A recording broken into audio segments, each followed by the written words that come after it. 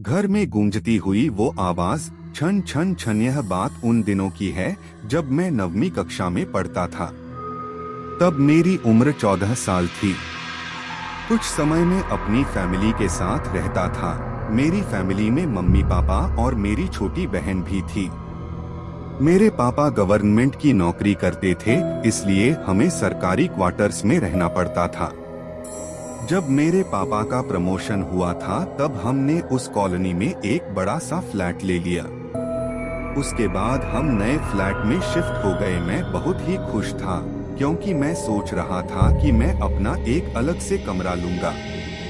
पता नहीं क्यों जिस दिन से हम उस घर में रहने के लिए गए थे तब से मुझे उस घर में अजीबोगरीब बेचैनी महसूस हो रही थी।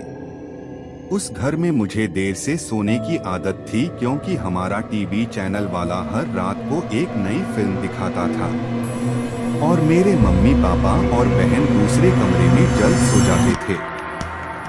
शुरू में तो सब कुछ ठीक था, लेकिन अचानक मुझे एक रात को जब मैं अपने बेड पर बैठकर मूवी देख रहा था तो अचानक मुझे रूम के बाहर से किसी की आवाज सुनाई दी। मुझे लगा कि मम्मी यहाँ पानी पीने के लिए उठी होगी। मैंने ध्यान नहीं दिया, लेकिन मैंने टीवी का आवाज थोड़ा धीमा कर दिया। लेकिन 4 से 5 मिनट के बाद फिर से वही आवाज आने लगी। वह आवाज किसी औरत के चलने पर उसके पायल की आवाज आती हो, जैसे कि छन छन छन। बिल्कुल ऐसे ही आवाज आ रही थी। मैंने टीवी का आवाज बिल्कुल बंद कर दिया, लेकिन बाहर से वही आवाज आ रही थी, छन छन छन। यह आवाज सुनकर मेरा शरीर कांपने लगा और मेरे रोंगटे भी खड़े हो गए। आवाज लगातार आ रही थी और 4 से 5 सेकंड के लिए सुनाई देती थी, उसके बाद बंद हो जाती थी। बाद में 3 से 4 मिनट के बाद फिर से छन छन छन, जैसे कि कोई भारी पायल पहनकर चल रही हो। मेरा दिल जोर जोर से धड़कने लगा है। ऐसा लग रहा था कि अभी मेरा हृदय छाती में से बाहर निकालकर मुंह में आ जाएगा। पता ही नहीं चल रहा था कि मैं क्या करूं। मैंने सोचा कि मैं अपने मम्मी पापा को भी उठाकर उनसे सारी बातें बता दूं। बाद में मैंने हिम्मत करके दरवाजा खोला तो अचानक वही आवाज सुनाई दी, छन छन छन। उस समय वही आवाज बिल्कुल मेरे सामने से आ रही थी।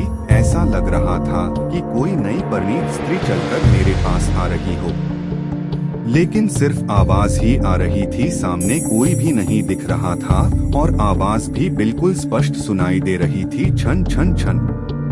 मैंने मम्मी पापा को बता दिया और सारी सच्चाई उनको बता दी। मेरे पापा इस बात को मानने के लिए बिल्कुल तैयार नहीं थी। वैसे भी वह सब पूरी तरह नींद में थे। किसी ने मेरी बात पर ध्यान नहीं दिया। बाद में मैं अपनी मम्मी पापा के साथ उनके कमरे में सो गया। ऐसे ही 3 से 4 दिन निकलने के बाद एक रात को फिर से वही आवाज सुनाई दी, छन छन छन। बाद में मुझे उस आवाज की आदत पड़ गई। आवाज आने का कोई भी समय नक्की नहीं था। कभी कभी वह आज 10 बजे या फिर 10:30 बजे भी आती थी, परंतु एक बात तो पक्की थी कि वह आवाज सिर्फ मुझे ही सुनाई दे रही थी और दूसरे किसी को भी नहीं। कभी कभी मैं वह आवाज मुझे बहुत ही डर जाता था, लेकिन हमारी कमी कभी भी कुछ भी खराब नहीं होना था। 8 से 9 महीने बाद हमें एक नया फ्लैट मिल गया और हम वहां पर शिफ्ट हो गए।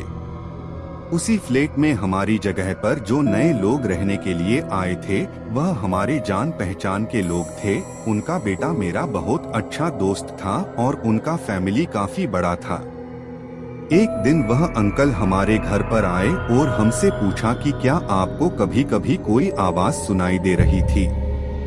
बस यही बात सुनकर मुझे पूरा यकीन हो गया था कि वह कोई मेरा बहन नहीं था। उस अंकल के पूरे परिवार ने वही आवाज सुनी थी। आखिर में मेरे मम्मी पापा को यकीन हो गया कि मैं झूठ नहीं बोल रहा था। बाद में उन लोगों ने घर में पूजा पाठ करवाया।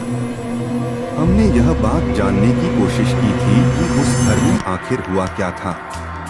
तब जाकर पता चला कि उस घर में एक नहीं बल्कि 6 आत्माएं रह रही है। उस बात को 14 वर्ष हो गए और अब मैं बड़ा हो गया।